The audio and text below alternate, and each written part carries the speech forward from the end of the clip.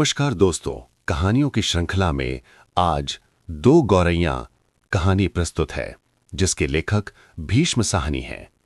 भीष्म साहनी की प्रसिद्ध कहानी दो गौरैयां एक संवेदनशील और मार्मिक कथा है जिसमें मानवीय भावनाओं को पक्षियों के माध्यम से अत्यंत सरल और प्रभावशाली ढंग से प्रस्तुत किया गया है। अगर आपको प्रस्तुत ये कहानी अच्छी लगे तो मेरे चैनल GR मोटिवेशनल 26 को लाइक एवं सब्सक्राइब करके मेरा उत्साहवर्धन अवश्य करें। कहानी कुछ इस प्रकार है। घर में हम तीन ही व्यक्ति रहते हैं, माँ, पिताजी और मैं। पर पिताजी कहते हैं कि ये घर सराय बना हुआ है, हम तो जैसे यहाँ मेहमान हैं, घर के मालिक तो कोई दूसरे ही हैं।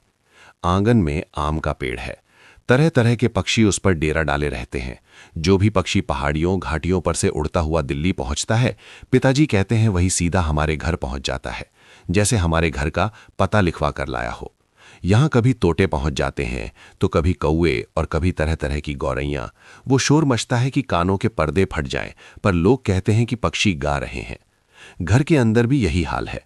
बीसियों तो चूहे बसते हैं, रात भर एक कमरे से दूसरे कमरे में भागते फिरते हैं। वो धमा चौकड़ी मचती है कि हम लोग ठीक तरह से सो भी नहीं पाते। बर्तन गिरते हैं, डिब्बे खुलते हैं, प्याले टूटते हैं। एक चूहा अंगीठी के पीछे बैठना पसंद करता है, शायद बूढ़ा है, उसे सर्दी बहुत लगती है। एक दूसरा है जिसे बाथरूम की टंकी पर चढ़कर बैठना पसंद है, उसे शायद गर्मी बहुत लगती है। बिल्ली हमारे घर में रहती तो नहीं, मगर घर उसे भी पसंद है और वो कभी कभी झांक जाती है। मन आया तो अंदर आकर दूध पी गई, न मन आया तो बाहर से ही फिर आऊंगी कहकर चली जाती है। शाम पड़ते ही दो तीन चमगादड़ कमरों के आर पार पर फैलाए कसरत करने लगते हैं। घर में कबूतर भी हैं, दिन भर गुटुरगू गुटुरगू का संगीत सुनाई देता रहता है। इतने पर ही बस नहीं, घर में छिपकलियां भी हैं और बर्रे भी हैं और चींटियों की तो जैसे फौज ही छावनी डाले हुए है। अब एक दिन दो गौरैयां सीधी अंदर घुस आईं और बिना पूछे उड़ उड़कर मकान देखने लगीं। पिताजी कहने लगे कि मकान का निरीक्षण कर रही हैं कि उनके रहने योग्य है या नहीं। कभी वे किसी रोशनदान पर जा बैठती तो कभी खिड़की पर, फिर जैसे आई थीं वैसे ही उड़ भी गईं। पर 2 दिन बाद हमने क्या देखा कि बैठक की छत में लगे पंखे के गोले में उन्होंने अपना बिछावन बिछा लिया है और सामान भी ले आई हैं और मजे से दोनों बैठी गाना गा रही हैं। जाहिर है उन्हें घर पसंद आ गया था। माँ और पिताजी दोनों सोफे पर बैठे उनकी ओर देखे जा रहे थे। थोड़ी देर बाद माँ सिर हिलाकर बोली, अब तो ये नहीं उड़ेंगी। पहले इन्हें उड़ा देते तो उड़ जाती, अब तो इन्होंने यहाँ घोंसला बना लिया है। इस पर पिताजी को गुस्सा आ गया। वो उठ खड़े हुए और बोले, देखता हूं ये कैसे यहाँ रहती हैं। गौरैया मेरे आगे क्या चीज है, मैं अभी निकाल बाहर करता हूं। छोड़ो जी, चूहों को तो निकाल नहीं पाए, अब चिड़ियों को निकालेंगे, माँ ने व्यंग्य से कहा। माँ कोई बात व्यंग में कहें तो पिताजी उबल पड़ते हैं। वो समझते हैं कि माँ उनका मजाक उड़ा रही हैं। वो फौरन उठ खड़े हुए और पंखे के नीचे जाकर जोर से ताली बजाई और मुंह से श श कहा। बाहें झुलाईं, फिर खड़े खड़े कूदने लगे, कभी बाहें झुलाते कभी श श करते। गौरैयों ने घोंसले में से सिर निकालकर नीचे की ओर झांक कर देखा और दोनों एक साथ ची ची करने लगीं और माँ खिलखिलाकर हंसने लगीं।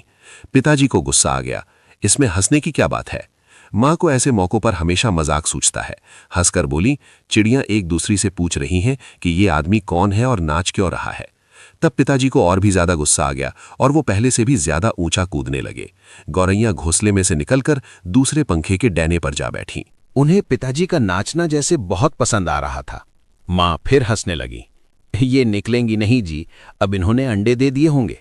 निकलेंगी कैसे नहीं, पिताजी बोले और बाहर से लाठी उठा लाए। इसी बीच गौरैयां फिर घोंसले में जा बैठी थीं। उन्होंने लाठी ऊंची उठाकर पंखे के गोले को ठकोरा। ची ची करती गौरैयां उड़कर पर्दे के डंडे पर जा बैठी। इतनी तकलीफ करने की क्या जरूरत थी, पंखा चला देते तो ये उड़ जाती, माँ ने हंसकर कहा। पिताजी लाठी उठाए पर्दे के डंडे की ओर लपके। एक गौरैया उड़कर किचन के दरवाजे पर जा बैठी, दूसरी सीढ़ियों वाले दरवाजे पर। माँ फिर हंसती, तुम तो बड़े समझदार हो जी, सभी दरवाजे खुले हैं और तुम गौरैयों को बाहर निकाल रहे हो। एक दरवाजा खुला छोड़ो, बाकी दरवाजे बंद कर दो, तभी ये निकलेंगी। अब पिताजी ने मुझे झिड़क कर कहा, तू खड़ा क्या देख रहा है, जा दोनों दरवाजे बंद कर दे। मैंने भागकर दोनों दरवाजे बंद कर दिए, केवल किचन वाला दरवाजा खुला रहा। पिताजी ने फिर लाठी उठाई और गौरैयों पर हमला बोल दिया। एक बार तो झूलती लाठी मां के सिर पर लगते लगते बची। ची ची करती चिड़ियां कभी एक जगह तो कभी दूसरी जगह जा बैठतीं। आखिर दोनों किचन की ओर खुलने वाले दरवाजे में से बाहर निकल गईं। मां तालियां बजाने लगीं। पिताजी ने लाठी दीवार के साथ टिकाकर रख दी और छाती फैलाए कुर्सी पर आ बैठे। आज दरवाजे बंद रखो, उन्होंने हुक्म दिया। एक दिन अंदर नहीं घुस पाएंगी तो घर छोड़ देंगी। तभी पंखे के ऊपर से ची ची की आवाज सुनाई पड़ी और मां खिलखिलाकर हंस दी। मैंने सिर उठाकर ऊपर की ओर देखा, दोनों गौरैया फिर से अपने घोंसले में मौजूद थीं। दरवाजे के नीचे से आ गई हैं, मां बोली। मैंने दरवाजे के नीचे देखा। सचमुच दरवाजों के नीचे थोड़ी थोड़ी जगह खाली थी। पिताजी को फिर गुस्सा आ गया।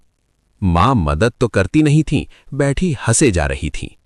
अब तो पिताजी गौरैयों पर पिल पड़े। उन्होंने दरवाजों के नीचे कपड़े ठूस दिए ताकि कहीं कोई छेद बचा नहीं रह जाए, और फिर लाठी झुलाते हुए उन पर टूट पड़े। चिड़ियां ची ची करती फिर बाहर निकल गईं, पर थोड़ी ही देर बाद वे फिर कमरे में मौजूद थीं। अब की बार वे रोशनदान में से आ गई थीं, जिसका एक शीशा टूटा हुआ था। देखो जी, चिड़ियों को मत निकालो, मां ने अब की बार गंभीरता से कहा। अब तो इन्होंने अंडे भी दे दिए होंगे, अब ये यहां से नहीं जाएंगी। क्या मतलब? मैं कालीन बर्बाद करवा लूं? पिताजी बोले और कुर्सी पर चढ़कर रोशनदान में कपड़ा ठोंस दिया और फिर लाठी झुलाकर एक बार फिर चिड़ियों को खदेड़ दिया। दोनों पिछले आंगन की दीवार पर जा बैठीं। इतने में रात पड़ गई। हम खाना खाकर ऊपर जाकर सो गए। जाने से पहले मैंने आंगन में झांक कर देखा, चिड़ियां वहां पर नहीं थीं। मैंने समझ लिया कि उन्हें अक्ल आ गई होगी। अपनी हार मानकर किसी दूसरी जगह चली गई होंगी। दूसरे दिन इतवार था। जब हम लोग नीचे उतर कर आए तो वे फिर से मौजूद थे और मजे से बैठी मल्हार गा रही थीं। पिताजी ने फिर लाठी उठा ली। उस दिन उन्हें गौरैयों को बाहर निकालने में बहुत देर नहीं लगी। अब तो रोज यही कुछ होने लगा। दिन में तो वे बाहर निकाल दी जाती, पर रात के वक्त जब हम सो रहे होते तो न जाने किस रास्ते से वे अंदर घुस आती। पिताजी परेशान हो उठे। आखिर कोई कहां तक लाठी झुला सकता है? पिताजी बार बार कहते, मैं हार मानने वाला आदमी नहीं हूं, पर आखिर वो भी तंग आ गए थे। आखिर जब उनकी सहनशीलता चुक गई तो वो कहने लगे कि वो गौरैयों का घोंसला नोचकर निकाल देंगे, और वो फौरन ही बाहर से एक स्टूल उठा लाए। घोंसला तोड़ना कठिन काम नहीं था। उन्होंने पंखे के नीचे फर्श पर स्टूल रखा और लाठी लेकर स्टूल पर चढ़ गए। किसी को सचमुच बाहर निकालना हो तो उसका घर तोड़ देना चाहिए, उन्होंने गुस्से से कहा। घोंसले में से अनेक तिनके बाहर की ओर लटक रहे थे। गौरैयों ने सजावट के लिए मानो झालर टांग रखी हो। पिताजी ने लाठी का सिरा सूखी घास के तिनकों पर जमाया और दाई ओर को खींचा। 2 तिनके घोंसले में से अलग हो गए और फरफराते हुए नीचे उतरने लगे। चलो, 2 तिनके तो निकल गए, मां हंसकर बोली। अब बाकी 2000 भी निकल जाएंगे। तभी मैंने बाहर आंगन की ओर देखा और मुझे दोनों गौरैया नजर आईं। दोनों चुपचाप दीवार पर बैठी थीं। इस बीच दोनों कुछ कुछ दुबला गई थीं, कुछ कुछ काली पड़ गई थीं। अब वे चहक भी नहीं रही थीं। अब पिताजी लाठी का सिरा घास के तिनकों के ऊपर रखकर वहीं रखे रखे घुमाने लगे। इससे घोंसले के लंबे लंबे तिनके लाठी के सिरे के साथ लिपटने लगे। वे लिपटते गए और घोंसला लाठी के इर्द गिर्द खिंचता चलाने लगा।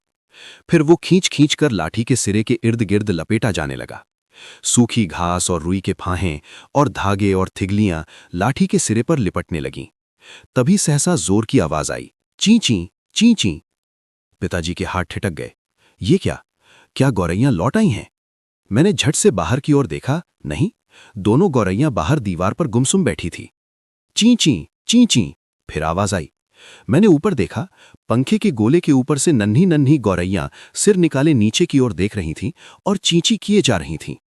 अभी भी पिताजी के हाथ में लाठी थी और उस पर लिपटा घोंसले का बहुत सा हिस्सा था। नन्ही नन्ही 2 गौरैयां, वे अभी भी झांके जा रही थीं और चींची करके मानो अपना परिचय दे रही थीं। हम आ गई हैं, हमारे माँ बाप कहाँ हैं? मैं अवाक उनकी ओर देखता रहा। फिर मैंने देखा पिताजी स्टूल पर से नीचे उतर आए हैं और घोंसले के तिनकों में से लाठी निकालकर उन्होंने लाठी को एक ओर रख दिया है और चुपचाप कुर्सी पर आकर बैठ गए हैं। इस बीच मां कुर्सी पर से उठी और सभी दरवाजे खोल दिए। नन्ही चिड़ियां अभी भी हाँफ हाँफ कर चिल्लाए जा रही थीं और अपने माँ बाप को बुला रही थीं। उनके माँ बाप झट से उड़कर अंदर आ गए और चींची कहते उनसे जा मिले और उनकी नन्ही नन्ही चोंचों में चुग्गा डालने लगे। माँ, पिताजी और मैं उनकी ओर देखते रह गए। कमरे में फिर से शोर होने लगा था, पर अब की बार पिताजी उनकी ओर देख देखकर केवल मुस्कुराते रहे। कहानी समाप्त हुई। कहानी सुनने के लिए बहुत बहुत धन्यवाद।